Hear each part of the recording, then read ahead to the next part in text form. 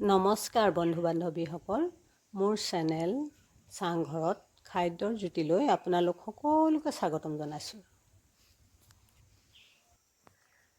আজি মই জলকীয়াৰ আচাৰ বনাবলৈ লৈছোঁ। তাৰ বাবে মই জলকীয়াখিনি ধুই লৈ পানী নিয়ৰ কৰি সৰু সৰুকৈ কাটি লৈছোঁ।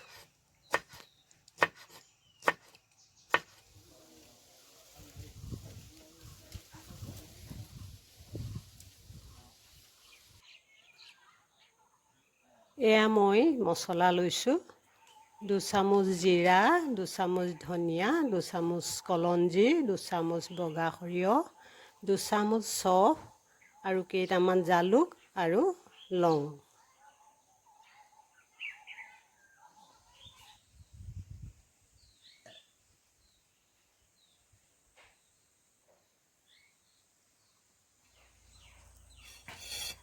মছলাখিনি টাৱাখনত অকণমান ভাজি লৈ খুন্দনাত খুন্দি ল'লোঁ।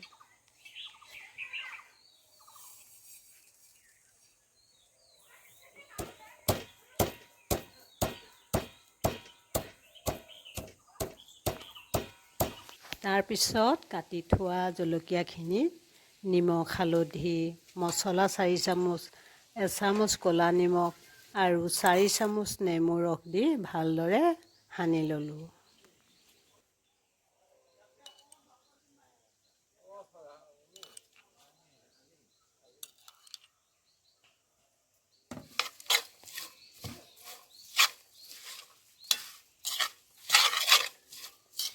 এটা চচপেনত 1 কাপ তেল গৰম কৰি ল'লোঁ। তেলখিনি গৰম হ'লত কেইটামান জনি আৰু আধা চামুচ হিং দি গৰম তেলখিনি জলকীয়াখিনিৰ ওপৰত ঢালি দিলোঁ।